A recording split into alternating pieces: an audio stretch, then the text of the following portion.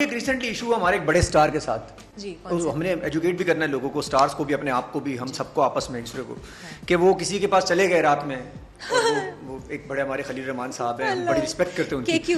तो क्यों तो क्या करें, ये खलील साहब ने गलती की या ये उधर से हो गया, ये सब जाना चाहिए रात में इस तरीके से अगर कोई बुलाए, अगर फॉर एग्जांपल? मेरा थोड़ा सा डिफरेंट पर्सपेक्टिव है इस बात पे। मेरा पर्सपेक्टिव ये है कि खलील साहब जो हैं वो क्योंकि ख़वातीन के लिए बहुत अजीब अजीब कलमात जो है वो पेश करते हैं और उनकी views for women are very let's से नाशाइस्ता, तो क्योंकि उन्होंने इतनी बातें इस किस्म की हैं तो उनकी पर्सनल लाइफ जो है ना वो अब हमारे सामने आ गई है for judgement, which this is his personal whatever situation it was. और फिर उन्होंने खुद जाके केस भी किया था, आई बिलीव कि मुझे किडनैप किया गया था, और ये सारी कहानी पूरी बात नहीं बताई थी कि मतलब वीडियो उन्होंने बनाई है उन्होंने। हाँ, अगर ये नहीं लेकर आते वो कह रहे जबरदस्ती किया था, हाँ, जबरदस्ती उनको लाया था। वो तो नहीं लग रहा था वीडियो से।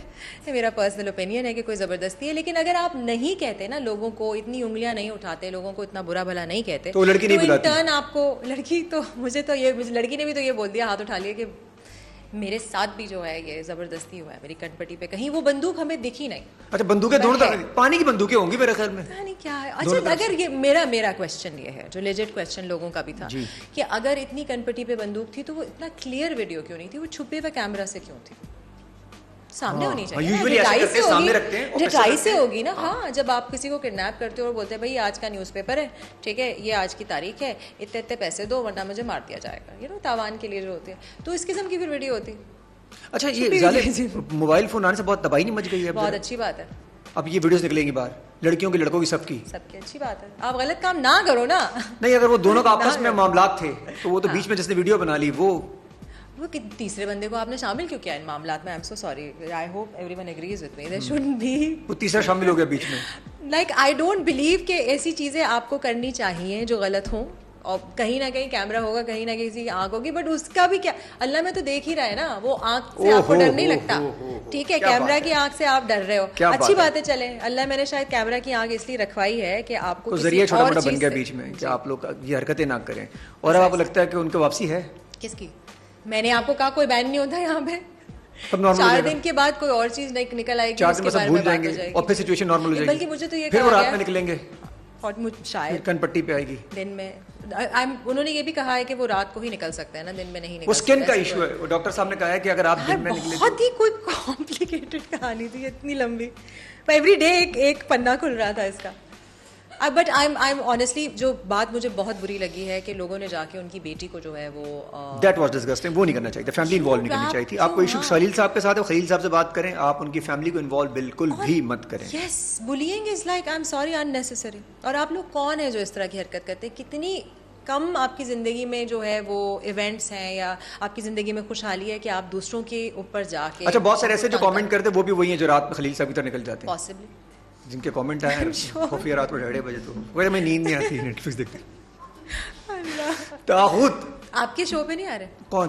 रात को हम तो बुला रहे, वो आई नहीं। अच्छा, रात दिन में जगह आप बुलाना चाहते हैं रात को खलील साहब को?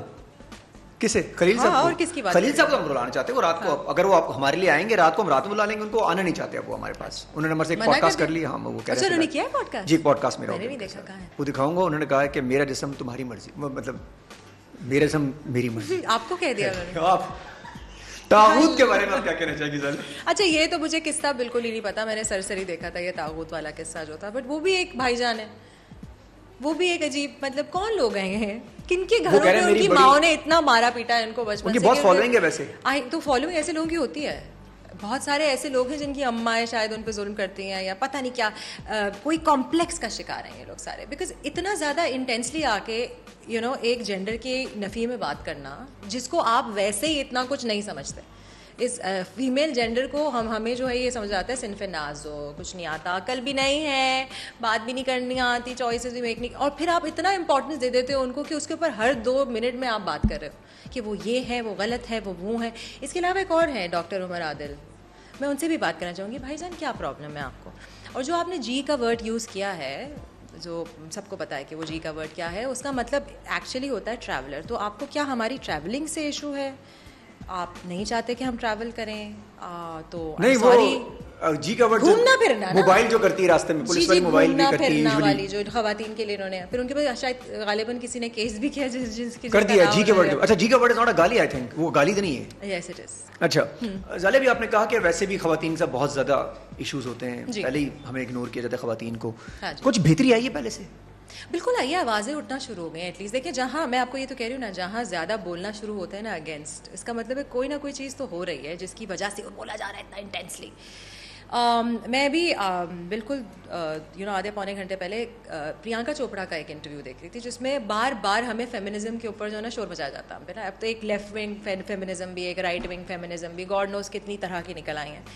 जो वो बताना चाह रही थी, जो कि मैं जिस फेमिनिज्म को मैं प्रमोट करती हूँ, it is nothing to do with male bashing, it is nothing to do with being against a particular gender, it is to do with आपको आपकी कैपेबिलिटीज़ और आपकी एबिलिटीज़ के ऊपर जो है वो जज किया जाए। Excellent. और वो सेरिब्रल होती हैं, वो आपकी फिजिकल नहीं, कभी कभार फिजिकल भी हो सकती हैं, बट सेरिब्रल एबिलिटीज़ क्या होती हैं? सेरिब्रल जो है, जो आपके माइंड, आप जो अपने जहन से काम करते हैं, आपकी जहानत कहाँ है। अगर आप अच्छे डॉक्टर हैं तो उससे फीमेल या मेल डॉक्टर होने से फ़र्क नहीं पड़ना चाहिए। अगर आप अच्छे एक्टर हैं तो फीमेल या मेल होने से फ़र्क नहीं पड़ना चाहिए। अगर आप एक अच्छे इंजीनियर हैं, बल्कि ये तो बात साबित हो गई है कि स्पेस में जो है women are far more vigilant than men, because physically हम लोग बहुत सारी चीज़ों में स्ट्रॉन्गर हैं। In terms of I hope I can say this and this goes on air because this is very necessary, कि जो हर महीने हम पेन महसूस करते हैं हम ख़वातीन at that time of the month, that pain is equivalent to a heart attack. So आप सोचिए कि वो हम हर महीने महसूस करके उसके आदी हो जाते हैं, तो हम कितनी सारी चीज़ें फिजिकली इंड्योर कर सकते हैं। सो प्लीज़ इन चीज़ों से थोड़ा बाहर निकलना चाहिए, हम प्रोग्रेशन की तरफ जाना चाहिए। जेंडर वॉर्स में कब तक घिरे